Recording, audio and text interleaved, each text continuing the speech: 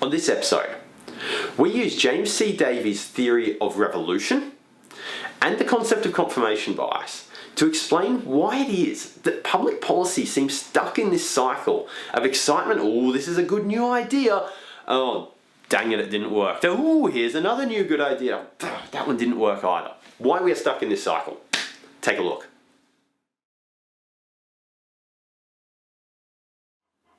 Hey everyone, and welcome back to Ideanthro for another That's Like WSUD episode, where we take an idea or a concept that we've come across and apply it back to water-sensitive urban design, or in today's episode, possibly to natural resource management more generally, or even public policy quite broadly. Have you ever wondered why it is that it seems when you look at public policy and we look at the more specific natural resource management, water sensitive urban design, we feel like we're stuck in this cycle of we identify a problem, someone comes up with an idea to fix it, initially progress is good, everyone's excited, then at some point it just doesn't seem like it's working, and another new idea supplants it and surpasses it, and suddenly the old idea is out and this new idea is in. In today's episode, we are going to take two concepts out of the literature. We're going to take two concepts out of the literature and see if we can apply them back to water sensitive urban design. But if you're not in water sensitive urban design, if you're in a broader field, just supplant the WSUD with whatever your field is here. We're going to take these two concepts, apply them to water sensitive urban design to see if we can unpack why that's happening. So what are the two concepts? The first concept comes from a journal article in the 1960s, would you believe? The author is James C. Davies, and the paper is Towards a Theory of Revolution. And broadly speaking, what this paper says, drawing on examples from several historical revolutions, including the Russian Revolution, drawing on these examples, broadly speaking what it says is, revolutions are not caused when the well-being of societies are really poor, not really good for that matter. When they occur and what they're caused by is when our expectations from our society diverge from the well-being of the society. So when society expects life to be one particular way, really good, when society expects life to be, really good, and when the actual level of well-being departs from that. And more specifically, it occurs when after a period of constant increase in well-being, so well-being is increasing over time, expectations following with it, when there is suddenly a sharp decline in well-being, expectation keeps tracking up where it was going, and well-being drops off, and it's that disconnect, it's that turning point there where expectations and well-being diverge from each other that is the trigger for revolution. So this paper hypothesizes. So keep that in mind for a second, that the trigger for revolution, according to this paper, is the divergence of, after a period of steady growth in well-being and expectation over time, expectation keeps rising as well-being drops off. And it is that divergence that's the cue for revolution. The other item that we're going to draw into this today is the concept of confirmation bias. So confirmation bias is where we misinterpret facts that we are exposed to in order to have them support our own pre-existing beliefs. So I'll give you an example of this. Imagine that you have two people and they're interested in knowing what's the best way to build upper body strength. What is the best exercise to build upper body strength? Now arguably, that question is flawed because possibly one exercise on its own is simply not enough to build upper body strength and has its own problems. But for this example, bear with me here, we have these two people, they're interested in knowing what's the single best exercise to build upper body strength. And one of those people already has a hypothesis that it's the pull-up, and the other person doesn't know. They're open, they don't know. I was going to say they're open-minded, but that's missing the point a little. They just don't already have an existing idea about what's best. And say these two people stumble across a journal article that compares the pull-up and the push-up to see which is best. And this journal article, I'm completely making this up by the way, this journal article shows that the pull-up is best. Now the person who doesn't already have the best out of those two exercises that were tested. It doesn't show that it's the best overall because it's only tested those two exercises. So it shows that the pull-up is better than the push-up. I'm making this up, by the way. So the second person, the one who had no pre-existing notion on this, is quite likely to interpret this correctly and to go, what this says is the pull-up is better than the push-up. It doesn't tell me what's the best movement. There could be 100 other movements that they didn't test and several of them could be better, but it does tell me that the pull-up's better than the push-up. But if the first person, the person who already thinks that the pull-up is the best movement here, comes across this, and if they're suffering from confirmation bias, they would incorrectly interpret this journal article to say, it supports my view that the pull-up is best. It does nothing. All it says is that the pull-up is better than the push-up, but because this person had a preconceived idea, the confirmation bias led them to misinterpret the data. And that's a confirmation bias, where we have a pre-existing idea, and when presented with facts and figures, we misinterpreted it to support our pre-existing idea. So let's bring this together into water-sensitive urban design. I think that these two concepts, the concept of when revolutions happen and the concepts of confirmation bias, can explain a pattern that we've seen over the history of water-sensitive urban design, which is to say, it emerges as a concept in the mid-90s, and it grows in that period of time. It starts to get some application in the late 90s, then through the early 2000s, and that application starts to improve the well-being. The impacts of stormwater in the developments where it's applied is lessened. Like, fundamentally, well-being, as measured on a WSUD well-being curve, well-being begins to rise. And people's expectations of what WSUD can deliver begins to rise with it. So it sounds like the beginning of this, the trends we talked about earlier with the revolution.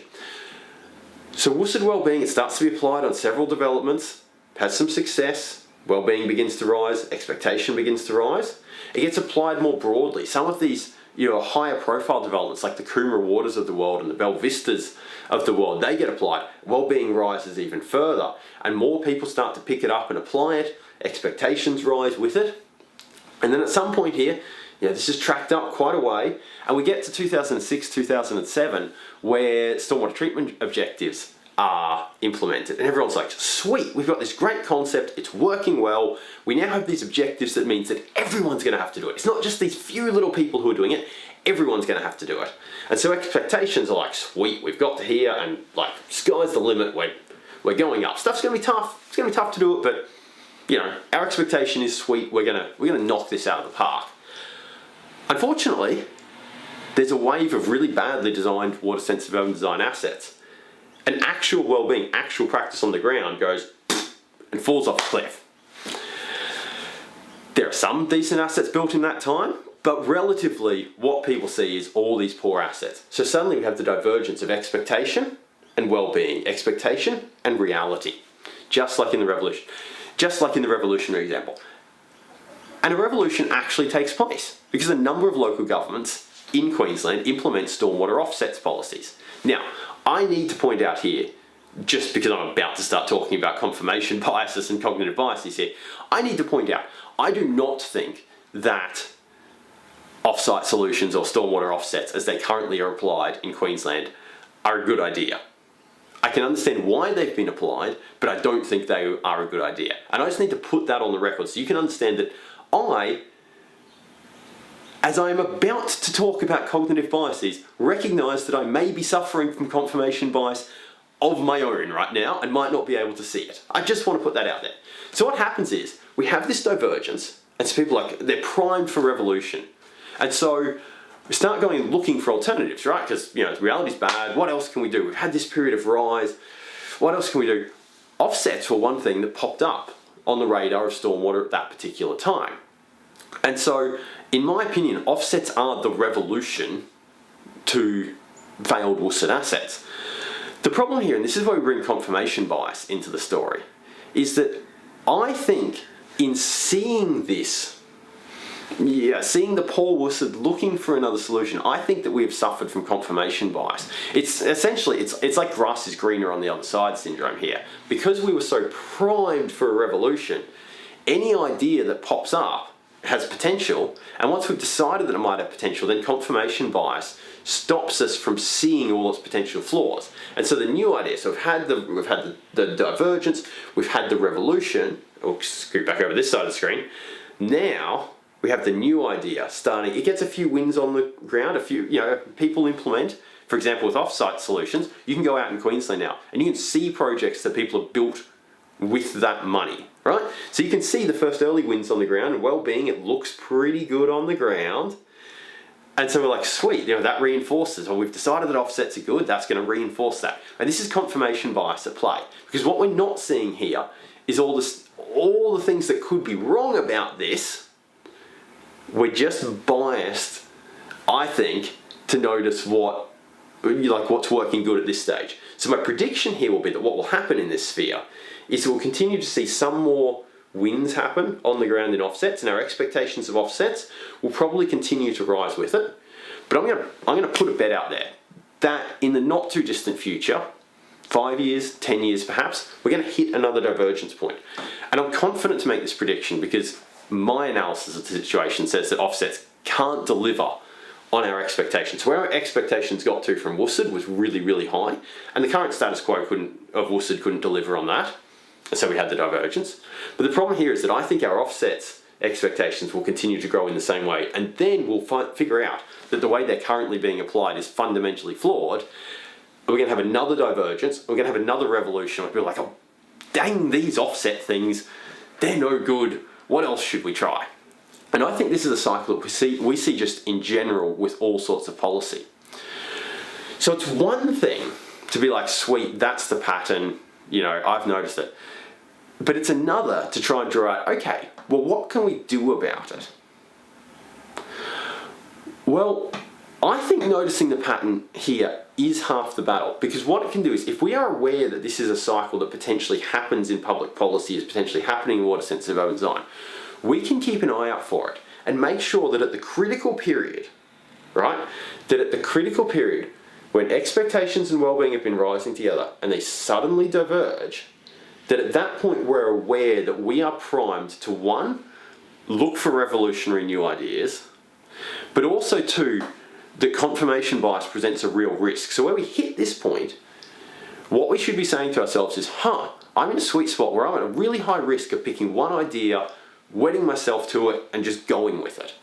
And in fact, what we should just do at that point is take a deep breath and go, let's look at all the options, and before we get too attached to any of them, let's then, before confirmation bias can have an effect, because if we haven't got attached to one yet, confirmation bias can't have an effect on you. If you don't have an opinion to be confirmed with a bias, you can't suffer from confirmation bias.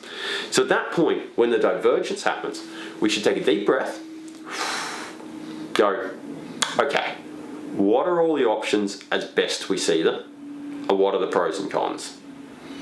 And then once we've done that, then we're in a position to maybe go, okay, let's pursue this one for the time being. But don't frame it up as it's the solution, it's the thing, simply frame it up as, okay, it's the thing that we're pursuing now to fix this problem. And I think by taking those two steps, the deep breath, the look at our options, and here's the one we're pursuing for now, is the best way to work through this. To work through this cycle and have the best chance we can of actually getting a long-term answer that works, rather than this continual cycle of, hey, I feel like there's probably a Simpsons meme that works for that.